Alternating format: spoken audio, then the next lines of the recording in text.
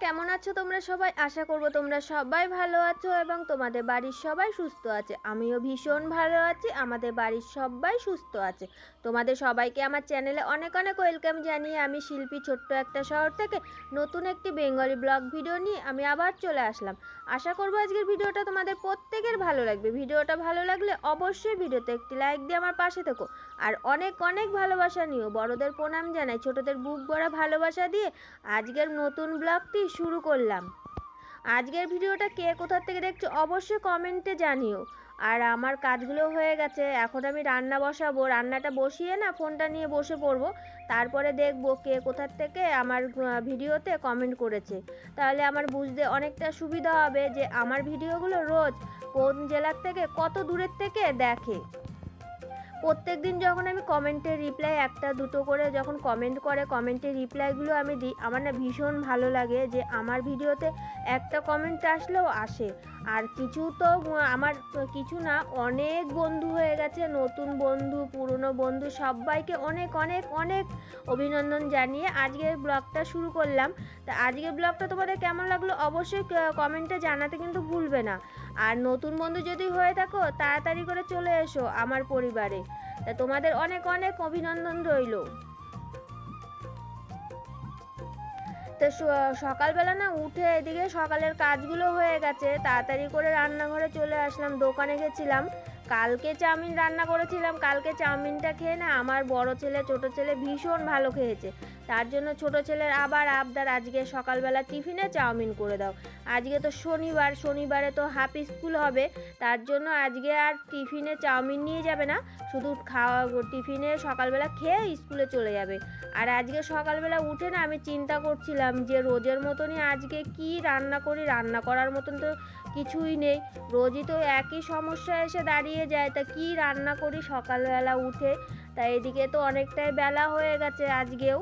তা এদিকে 7:30 8টা বাজতে যাচ্ছে। আমি এর মধ্যে দোকান থেকে আলু নিয়ে আসলাম, আর পাশে সেই কাকি ভাড়া থাকে, সেই কাকিমাকে ডেকে নিয়ে এসে তারপরে গাছের থেকে পেঁপে 4টে পেঁপে কাটলাম।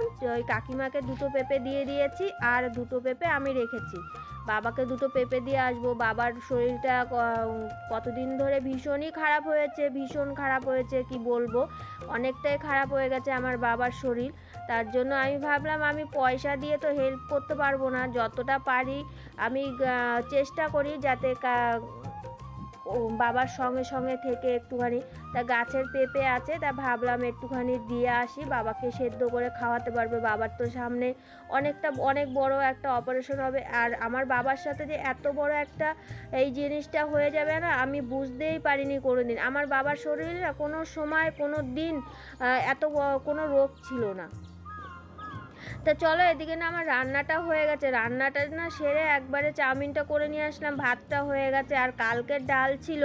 চিন্তা ভাবনা করছিলাম তোমাদের সাথে গল্প করতে করতে, মাথার ভিতরে একটা জিনিসই চিন্তা ভাবনা করছিল। এদিকে বাবার শরীরটা খারাপ, সেটাও মাথার ভিতরে ঘুরপাক করে। তারপরে এদিকে ঘরের চিন্তা, যে ঘরে কি রান্না করে দেবো তার একটা চিন্তা।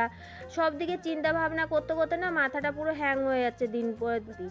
তারপরে সেই সকালবেলা আমি ভাবলাম যে ফ্রিজে তো কালকে ডাল আছে, আর একটুখানি চাউমিনে আলু ভাজা মানে আলুর দেবো, সেই আলু কিছুটা ভাজা আমি তুলে রেখে দিয়েছি, বড় ছেলেকে দেবো।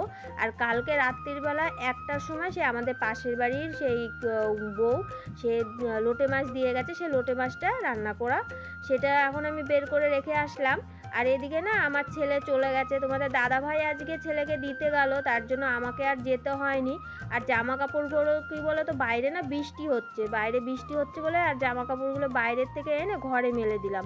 তার জন্য এদিকে বিছানাটা পরিষ্কার করা হয়নি, বিছানাটা পরিষ্কার করব বলে তাড়াতাড়ি করে ঘরে চলে আসলাম। আর এদিকে আমার রান্নাটা না কমপ্লিট হয়ে গেছে। এদিকে রান্না কমপ্লিট বলতে কি সেরকম কিচ্ছু করিনি, সকালবেলা চিন্তা ভাবনা করে একটুখানি বুদ্ধি খাটিয়ে তারপরে ভাবলাম যে লোটে মাছ আছে, এদিকে ডাল আছে, তার জন্য দুপুরবেলা আর কিছু আর রান্না করলাম না, সেরকম আর রান্না করার মতন কিছু ছিল না।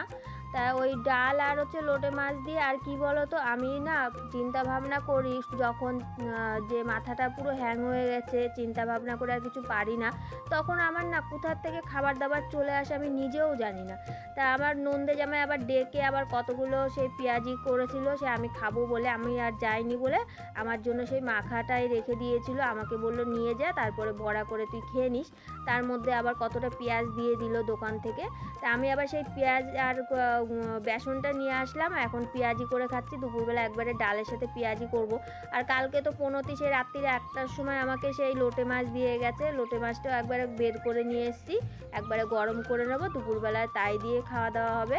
দেখতে তো বেশ সুন্দরই লাগছে, খেতে কেমন হবে জানি না, কিন্তু খাওয়া দাওয়ার পরে বোঝা যাবে যে কেমন হয়েছে। কিন্তু লোটে মাছ খেতে আমাদের বাড়ির সবাই ভীষণ ভালোবাসে, শুধু বড় ছেলে বাদ দিয়ে। তা চলো এখন শুধু দুপুরবেলা, সকাল থেকে তো সব কাজ হয়ে গেছে, এখন শুধু দুপুরবেলা কাজ বলতে শুধু দুপুরবেলা খাওয়া দাওয়া বাকি আছে।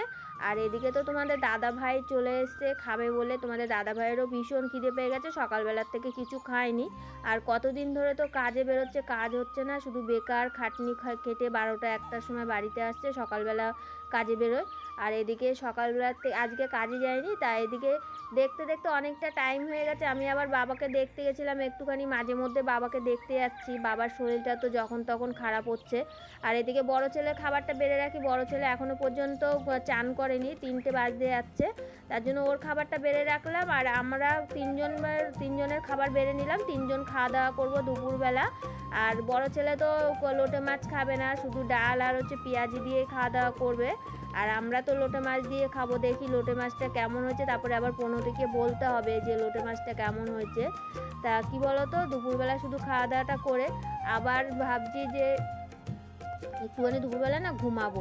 তা চলো ভিডিওটা না আর বেশি বড় করবো না, নেক্সট ভিডিওর সাথে তোমাদের সবার সঙ্গে দেখা হবে। ততক্ষণের জন্য তোমরা সবাই ভালো থেকো এবং সুস্থ থেকো।